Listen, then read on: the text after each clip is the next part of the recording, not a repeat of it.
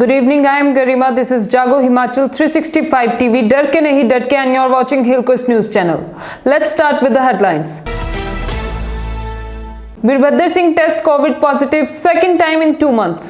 Lightning strike Bijli Mahadev temple in Himachal. Kullu break Shivling priest, bring it back to original form. No EUA to Covaxin in US.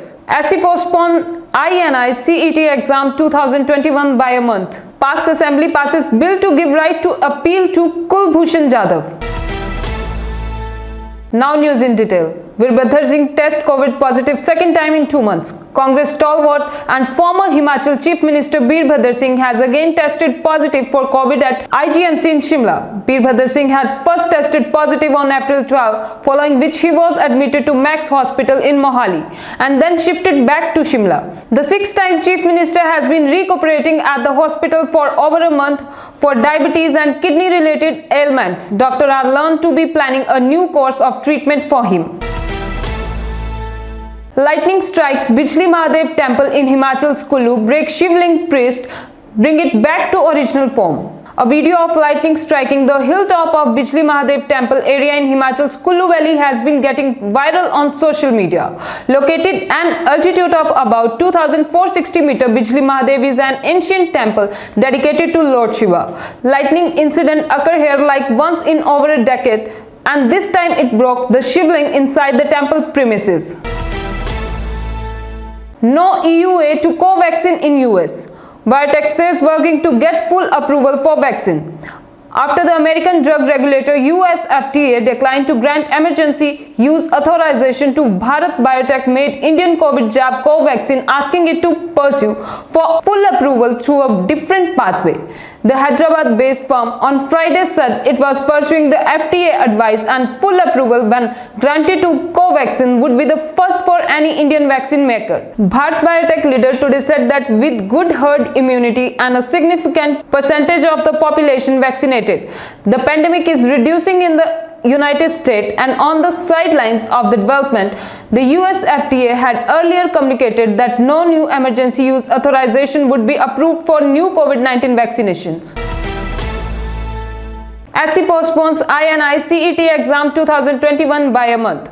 The Supreme Court on Friday postponed by a month the INI CET examination 2021 schedule conducted by the All India Institute of Medical Science on June 16 for admission to higher postgraduate medical studies. Considering that many of the candidates intending to appear in the exam are in COVID duty and in remote areas, we are of the opinion that June 16 date is arbitrary. We direct the exam to be postponed by 1 month, said a bench led by Justice Indra Banerjee. The examination can be held anytime after the expiry of 1 month, it said.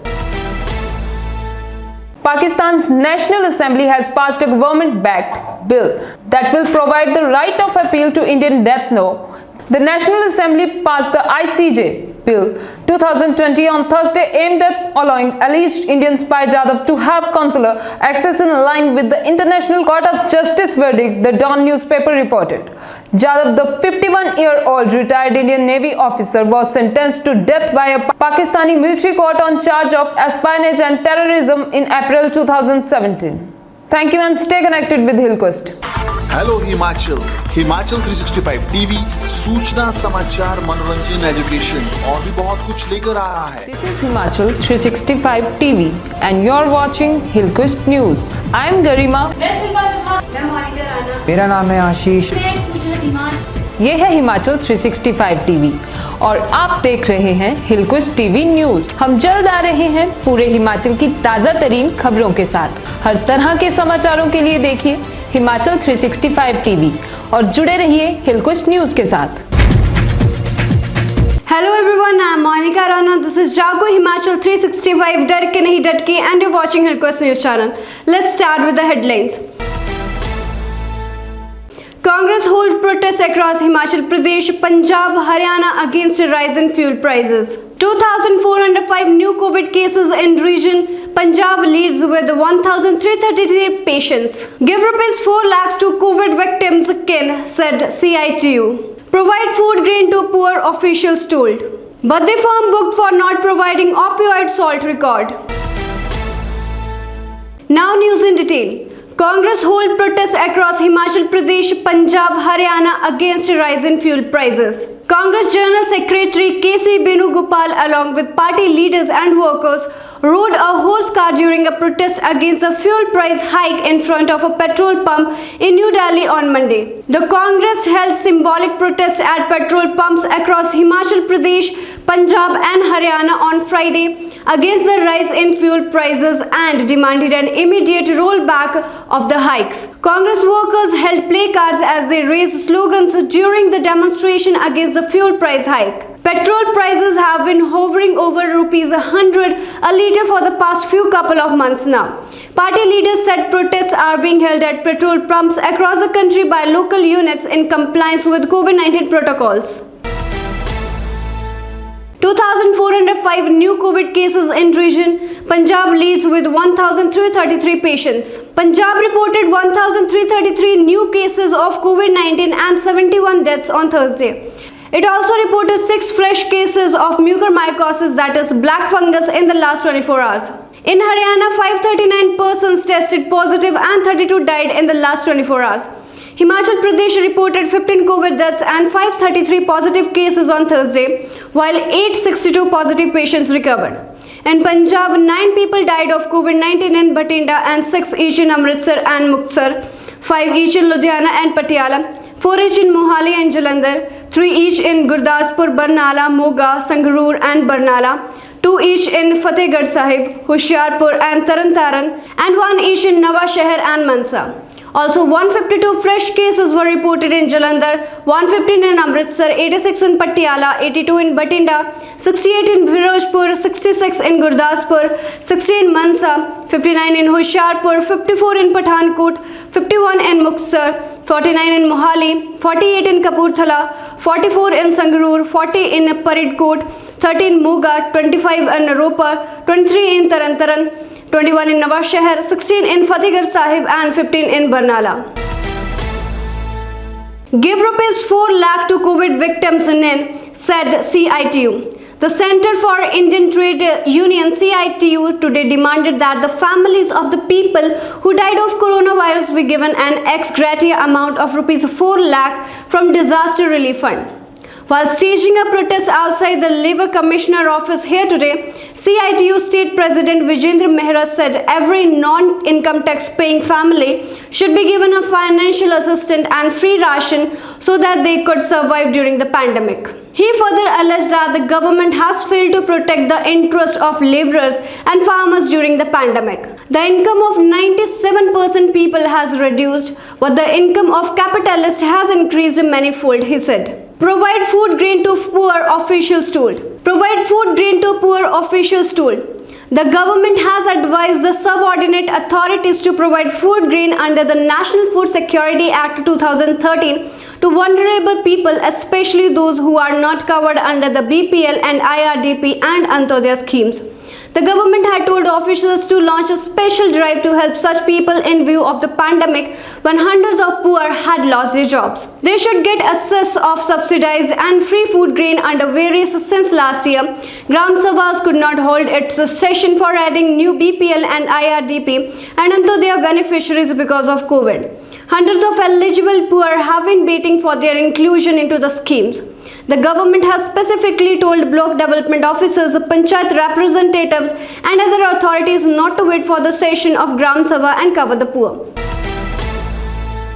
Baddi firm booked for not providing opioid salt record.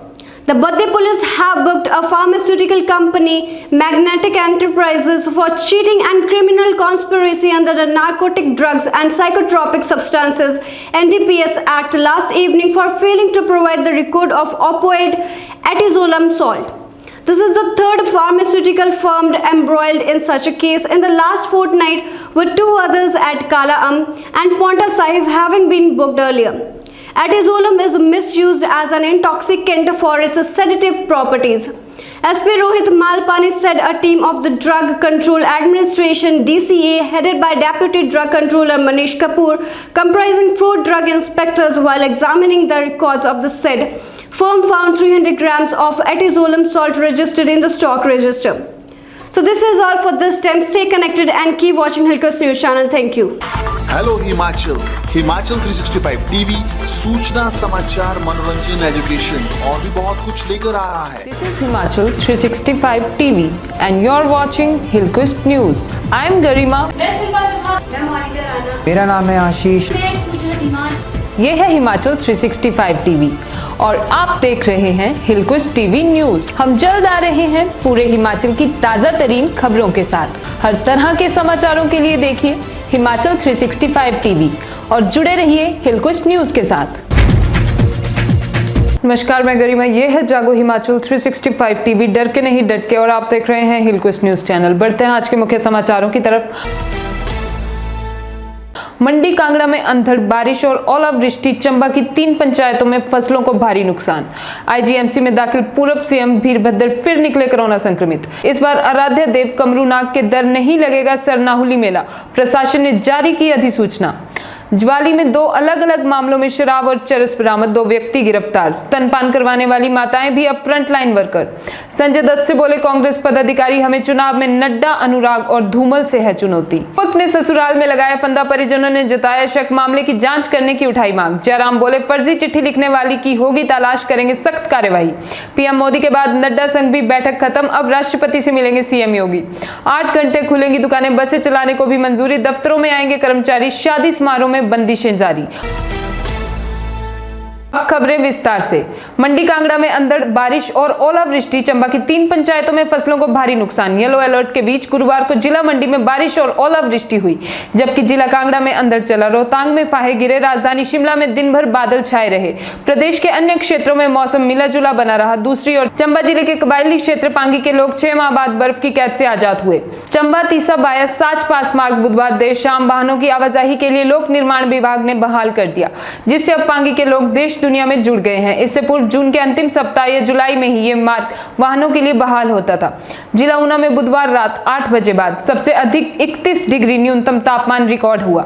इससे पूर्व वर्ष 2013 में 11 जून को न्यूनतम तापमान 30.2 degree था। बुधवार रात प्रदेश के न्यूनतम तापमान में सामान्य से 4 डिग्री की बढ़ोतरी दर्ज हुई। उधर प्रदेश में अधिकतम तापमान बढ़ने से कई क्षेत्रों में उमस से जनजीवन बेहाल हो गया है। मौसम विज्ञान केंद्र शिमला ने शुक्रवार से 16 जून तक पूरे प्रदेश में बादल बरसने का पूर्वानुमान जताया है। 12 और 13 जून को प्रदेश के अधिकांश क्षेत्रों में भारी बारिश। आईजीएमसी में दाखिल हुए पूर्व सीएम वीरभद्र फिर निकले कोरोना संक्रमित। आईजीएमसी में दाखिल हुए पूर्व मुख्यमंत्री वीरभद्र सिंह कोरोना पॉजिटिव पाए गए हैं। आईजीएमसी के कॉलेज प्राचार्य डॉक्टर रजनीश पठानिया ने इस बात की पुष्टि की है। बताया जा रहा है कि उन्हें अब अस्पताल के मेकशिफ्ट वार्ड में शिफ्ट किया गया है। हालांकि इसको लेकर अभी सभी डॉक्टर परामर्श कर रहे हैं। बता दें कि पहले भी कोरोना संक्रमित होने के बाद वे चंडीगढ़ इलाज करवाने गए थे। चंडीगढ़ से लौटने के बाद पूर्व सीएम आईजीएमसी में दाखिल हैं। यहाँ पर कार्डियोलॉजी विभाग में उन्हें दाखिल किया गया है, जहाँ पर चिकित्सक उन पर निगरानी बनाए हुए हैं। सूत्र बताते हैं कि देर रात भी उनकी तबीयत खराब हो गई थी। हालांकि अस्पताल में होने के चलते उन्हें तुरंत डॉक्टरी उपचार दे दिया गया था, जिससे कि उनकी हालत में सुधार आ गया था। हालांकि इस बीच डॉक्टरों ने उनका कोरोना सैंपल लिया था, जिसे जांच के लिए भेजा था। इस बार आराध्य देव कमरूनाग के दर नहीं लगेगा सराहुनी मेला, प्रशासन ने जारी की अधिसूचना। जनपद के आराध्य देव कमरूनाग का सराहुनी मेला कोरोना महामारी के चलते पिछले साल की भांति इस वर्ष भी मेले का आयोजन नहीं किया जाएगा। मेले को लेकर प्रशासन ने अधिसूचना जारी कर दी है कि कोरोना महामारी के चलते पिछले वर्ष की भांति बड़ा देव कमरूनाग के मेले को इस वर्ष भी नहीं मनाया जाएगा। वहीं बड़ा देव कमरूनाग के कार्यदार भीषम ठाकुर ने बताया कि कोरोना महामारी के चलते गत वर्ष की भांति इस वर्ष भी 14-15 जून के होने वाले सराहुनी मेले का आयोजन नहीं किया जाएगा। उन्होंने कहा कि इस वर्ष भी सराहुनी मेले में बड़ा देव कमरूनाग के गुरु और कारदार द्वारा पूजा पद्धति की रस्में निभाई जाएंगी। अन्य किसी भी तरह का आयोजन मंदिर परिसर में नहीं किया जाएगा। उन्होंने सभी श्रद्धालुओं से आग्रह किया कि वे गत वर्ष की भांति इस वर्ष भी अपने घरों में ही पूजा अर्चना करें और मंदिर परिसर में न आए। उन्होंने कहा कि यदि कोई शरारती तत्व जिला प्रशासन और बड़ा देव कमरूनाग कमेटी के आदेशों का उल्लंघन करता है तो उस पर कानूनी कार्यवाही अमल में लाई जाएगी। जवाली में 2 अलग अलग मामलों में शराब और चरस बरामद, 2 व्यक्ति गिरफ्तार। जवाली पुलिस ने 2 अलग अलग मामलों में शराब व चरस पकड़ने की सफलता हासिल की है। जवाली पुलिस ने ठंगर निवासी निखिल से बनेही रेलवे फाटक के नजदीक तलाशी लेने पर 56.20 ग्राम चरस बरामद की है तथा इसी संदर्भ में युवक के खिलाफ एनडीपीएस एक्ट के तहत केस दर्ज किया। वहीं दूसरे मामले में नगर पंचायत जवाली के वार्ड नंबर 8 निवासी संजय कुमार से 23 बोतल अवैध शराब नागपुरी संतरा मार्का पकड़ी है। स्तनपान करवाने वाली माताएं भी अब फ्रंटलाइन वर्कर। हिमाचल प्रदेश सरकार ने स्तनपान करवाने वाली महिलाओं को भी फ्रंटलाइन वर्कर घोषित किया है। इन्हें प्राथमिकता आधार पर वैक्सीन मिलेगी। इसके अलावा हिमाचल की विभिन्न जेलों में बंद विदेशी कैदियों और श्रम रोजगार विभाग में कार्यरत कर्मचारियों को भी इस श्रेणी में रख दिया गया है। इसे भी अन्य फ्रंटलाइन वर्करों की तरह वैक्सीन लगाई जाएगी। राज्य में अभी तक 1,39,906 फ्रंटलाइन वर्करों को कोविड से बचाव के लिए वैक्सीन की पहली डोज लगाई जा चुकी है, जबकि 42,348 फ्रंटलाइन वर्करों को 9 जून तक दूसरी डोज भी लगाई जा चुकी है। संजय दत्त से बोले कांग्रेस पदाधिकारी, हमें चुनाव में नड्डा, अनुराग और धूमल से है चुनौती। अखिल भारतीय कांग्रेस कमेटी के सचिव और पार्टी के हिमाचल प्रदेश सह प्रभारी संजय दत्त से पार्टी पदाधिकारियों में साफ कह दिया है कि वर्ष 2022 के विधानसभा चुनाव में चुनौती भाजपा राष्ट्रीय अध्यक्ष जेपी नड्डा, केंद्रीय राज्य मंत्री अनुराग ठाकुर और पूर्व मुख्यमंत्री प्रेम कुमार धूमल से है। वर्तमान मुख्यमंत्री जयराम ठाकुर से कांग्रेस को तो कोई चुनौती किसी भी स्तर पर नहीं है। सह प्रभारी से पदाधिकारियों ने यह भी कहा कि पार्टी में अब प्रयोग करने का समय नहीं है और नेताओं को चुनाव से पहले फील्ड में उतारने की जरूरत है। पार्टी सूत्रों से मालूम हुआ है कि गुरुवार को पार्टी के सह प्रभारी से 1-to-1 मुलाकात में अधिकांश पदाधिकारियों ने कहा कि भाजपा के 3 नेताओं नड्डा, अनुराग और धूमल की चुनौती का सामना करना है। युवक ने ससुराल में लगाया फंदा, परिजनों ने जताया शक, मामले की जांच करने के लिए उठाई मांग। पुलिस थाना नूरपुर के तहत चौकी रहन के अंतर्गत आते क्षेत्र राजा का तालाब के चकवाड़ी गांव में गुरुवार देर शाम को एक व्यक्ति का पेड़ से लटका हुआ शव पाया गया है। मृतक की पहचान बलकार सिंह पुत्र माड़ूराम, पंचायत हटली गांव खतरेड़ के रूप में हुई है। उक्त व्यक्ति राजा के तालाब में अपने ससुराल में आया हुआ था। इसकी सूचना पुलिस चौकी प्रभारी रहन में दी गई तथा पुलिस ने घटनास्थल पर पहुंचकर प्लास्टिक की रस्सी के सहारे लटक रहे व्यक्ति के शव को पेड़ से नीचे उतारा। जयराम बोले, फर्जी चिट्ठी लिखने वाले की होगी तलाश, करेंगे सख्त कार्यवाही। 2 नेताओं के खिलाफ एक फर्जी पत्र जारी करने के मामले में मुख्यमंत्री जयराम ठाकुर ने कहा कि उन्हें हर रोज ऐसे एक नहीं बल्कि कई पत्र मिलते रहते हैं। किसी की छवि को नुकसान पहुंचाने के लिए ऐसी कोशिशें की जाती है, ये बहुत दुर्भाग्यपूर्ण है। किसी में हिम्मत है तो सामने आकर अपने नाम और पते के साथ लिखें, तो जांच कार्रवाई की जाएगी। सीएम ने गुरुवार को पत्रकारों से अनौपचारिक बातचीत में कहा कि इस बात को सुनिश्चित किया जाएगा कि इसे लिखने वाला कौन है। अगर वह पकड़ा गया तो उसके खिलाफ कानून के मुताबिक सख्त कार्यवाही की जाएगी। सीएम ने कहा कि जितने भी ऐसे पत्र आते हैं वे विकृत मानसिकता के साथ लोगों का काम करने का एक तरीका है। इसका लक्ष्य केवल नुकसान पहुंचाना रहता है, जो दुर्भाग्यपूर्ण है। पिछली बार कोविड के शुरू होने पर भी पत्र लिखे गए, पंचकूला से इसे लिखने वाले के उठाकर लाया गया। उसके बाद उसने गलती मानकर माफी मांगी। ऐसे लोग जहां भी होंगे उनकी तह तक जाने की कोशिश करेंगे और सख्त कार्यवाही की जाएगी। 8 घंटे खुलेंगी दुकानें, बसें चलाने को भी मंजूरी, दफ्तरों में आएंगे कर्मचारी, शादी समारोह में बंदिशें जारी। हिमाचल प्रदेश कैबिनेट की बैठक शुक्रवार को राज्य अतिथि गृह पीटरहॉफ शिमला में मुख्यमंत्री जयराम ठाकुर की अध्यक्षता में हुई। बैठक में कोविड-19 के मामले घटने के बाद कोरोना कर्फ्यू में कई रियायतें देने पर चर्चा की गई। कैबिनेट ने फैसला लिया कि सुबह 9 बजे से शाम 5 बजे तक 8 घंटे कोरोना कर्फ्यू में ढील रहेगी। इस दौरान सभी दुकानें खुली रहेंगी। वहीं प्रदेश में 14 जून से बसें चलेंगी। इसके लिए कैबिनेट ने मंजूरी दे दी है। प्रदेश के भीतर 50% क्षमता के साथ बस सेवा शुरू की जाएगी। हिमाचल में सुबह 9 बजे से शाम 5 बजे तक बसें चलेंगी। बाहरी राज्यों के लिए अभी बस सेवा शुरू नहीं होगी। सोमवार 14 जून से सरकारी दफ्तरों में 50% कर्मचारी आएंगे। अभी तक 30% कर्मचारी दफ्तरों में आ रहे थे। प्रदेश में मंदिर अभी भी बंद रहेंगे। शादी समारोह के लिए बंदिशें जारी रहेंगी। 20 लोग ही शादी में शामिल हो सकेंगे।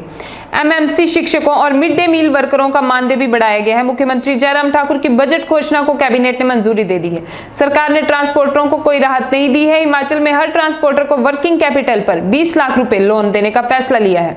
सरकार ने इसके लिए 40 करोड़ रुपए का प्रबंध किया है, जो कि 5 साल में चुकाना होगा। इस पर 25% ही ब्याज देना होगा, जबकि 75% सब्सिडी सरकार की तरफ से दे दी जाएगी। धन्यवाद और जुड़े रहिए हिलक्विस्ट न्यूज के साथ। हेलो हिमाचल, हिमाचल 365 टीवी सूचना, समाचार, मनोरंजन, एजुकेशन और भी बहुत कुछ लेकर आ रहा है। This is Himachal 365 TV and you're watching Hillquist News. I am Garima. मेरा नाम है आशीष। ये है हिमाचल 365 टीवी और आप देख रहे हैं हिलक्विस्ट टीवी न्यूज। हम जल्द आ रहे हैं पूरे हिमाचल की ताजा तरीन खबरों के साथ। हर तरह के समाचारों के लिए देखिए हिमाचल 365 टीवी और जुड़े रहिए हिलक्विस्ट न्यूज के साथ। कांग्रेस के के कार्यकर्ताओं का आज हमीरपुर में धरना प्रदर्शन, कहा पेट्रोल डीजल की आसमान छूते कीमतों को करें कम। हमीरपुर के कांग्रेस कार्यकर्ता आज गांधी चौक हमीरपुर पर धरना प्रदर्शन कर रहे हैं। उनका मुद्दा पेट्रोल और डीजल की बढ़ती कीमतों पर है। पेट्रोल की कीमत रिकॉर्ड 100 रुपये प्रति लीटर से अधिक हो गई है और डीजल भी 90 रुपये प्रति लीटर का आंकड़ा छू रहा है। कांग्रेस कार्यकर्ता राजेंद्र झा ने कहा कि इन बढ़ते मूल्यों का बुरा प्रभाव आम आदमी की खाद्य सामग्री और रोजमर्रा की वस्तुओं पर पड़ रहा है। इस कारण आज महंगाई चरम सीमा पर पहुंच चुकी है और गरीब और मध्यम वर्गीय आबादी का जीना दुर्भर हो गया है। वहीं अनीता वर्मा ने कहा कि सरकार इन बढ़ते दामों को कम करे और जल्दी से जल्दी सबको वैक्सीनेट करे।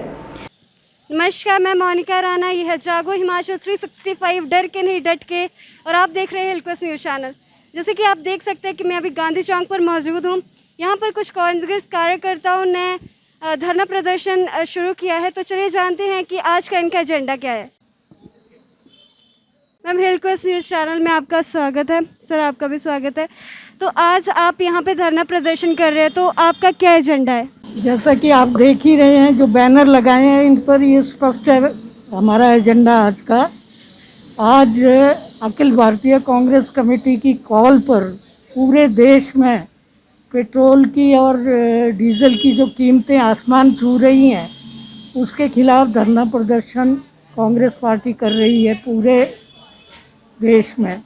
और उसी कड़ी में ज़िला कांग्रेस कमेटी यहाँ पर धरने पर बैठी है। प्रोटोकॉल के तहत, कोरोना प्रोटोकॉल के तहत यहाँ पर 5 आदमी ही हम धरना दे रहे हैं। और ये जो प्राइसेस बढ़ी हैं, उसकी वजह से जो खाने पीने की चीज़ें हैं, लोगों की आम रोज़मर्रा की चीज़ें हैं, उनकी कीमतें भी डेफिनेटली जिस तरह से पेट्रोल और डीजल की कीमतें बढ़ी हैं, उनका बुरा प्रभाव उन पर भी पड़ा है, उनकी कीमतें भी बढ़ी है। आज आम आदमी का जीना दूभर हो गया और सरकार, ये मोदी सरकार और यहाँ की जयराम सरकार, ये बिल्कुल कान बंद करके बैठी है। कान और मुंह इनके बंद है और लोगों को तंग कर रही है ये सरकार। और लोगों का आज अपना जो परिवार है वो चलाना मुश्किल हो गया है। तो उसी के प्रोटेस्ट में ये आवाज़ पता नहीं हमारी सुनी जाएगी कि नहीं सुनी जाएगी, क्योंकि अंधी बहरी सरकार के सामने कोई चीज़, हम कई बार इस तरह के प्रदर्शन कर चुके हैं, परंतु उनके ऊपर इसका असर नहीं हो रहा है। ये बड़ी चिंता का विषय है और सरकार की जो लोकतांत्रिक व्यवस्था है उसमें विश्वास नहीं है, ऐसा हमें लगता है।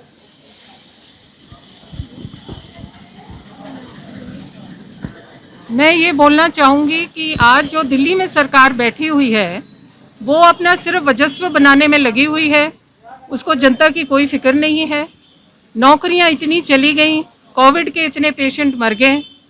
कोविड को आपदा के तहत माना गया था, लेकिन कई गरीब परिवार जहां पर कोविड के जो मर्द हैं कमाते थे, वो ख़त्म हो चुके हैं। पर सरकार ने कोई कदम नहीं उठाया कि उस परिवार को हम कैसे इस्टेब्लिश करें या उनको हम कैसे कोई सुविधा दें ताकि वो जो परिवार है वो खड़ा हो जाए। आज ये जो मुद्दा है डीजल और तेल का, ये हर किसी को चुभ रहा है।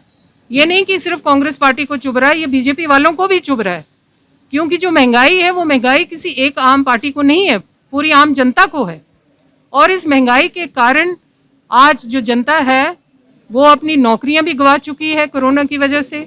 घर में उनकी जो महंगाई है उसकी इतनी मार पड़ रही है कि कलेश हो रहे हैं, लोग आपस में ठीक से नहीं रह रहे हैं। तो आज जो कर्तव्य है सरकार का कि इस महंगाई को कम करे, रोजगार दे और साथ में जो कोविड की बीमारी है इसको गंभीरता से सोचे। आगे 3rd वेव भी आने वाली है, लेकिन उसकी क्या तैयारी हुई है, क्या सक्षम हो चुकी है सरकार उस तैयारी के लिए? क्योंकि जो बच्चे हैं उनके ऊपर कह रहे हैं कि ज़्यादा कहर पड़ेगा। बच्चे ही कल क्या हमारा भविष्य है, बच्चे ही कल हमारा ये पूरा हिंदुस्तान बनाएंगे या पूरा दुनिया के आगे लेके आएंगे। तो आज उनकी चिंता करना हमारा बड़ा कर्तव्य है। और साथ में ये वैक्सीनेशन जल्दी से जल्दी, अगर सरकार सब जगह लेके आए तो शायद इस महामारी से हम बहुत जल्दी इसका खात्मा कर सकते हैं। तो मैं यही रिक्वेस्ट करूंगी, ये जो दाम है इनको कम करें ताकि कुछ राहत मिले और वैक्सीनेशन जल्दी से जल्दी पहुंचाएं। धन्यवाद। फिलहाल के लिए बस इतना ही। मैं मोनिका राणा आपसे विदा लेती हूँ। देखते रहिए हिलक्स न्यूज चैनल। धन्यवाद।